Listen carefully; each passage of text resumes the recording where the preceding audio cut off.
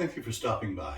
In this episode, we're going to look at how to run two applications simultaneously on the main display and on the main page of Screenpad 2.0.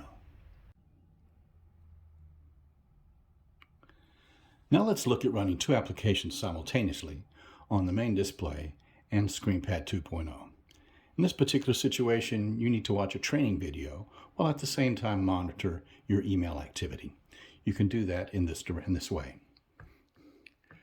Grab the window for your email and scroll it down till you see the black window with the down arrow and let go, and that moves your email to the Screenpad 2.0.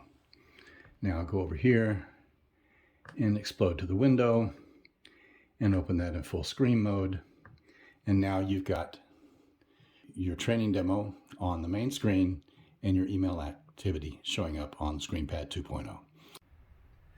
Thank you for watching tonight. If you have any comments or any questions, please leave them down in the comments section. Over on this side is a link to my original video for the unboxing and the first look at the 532EQ. And on this side is a subscription link to the channel. Thank you again for watching, and hopefully we'll see you next time.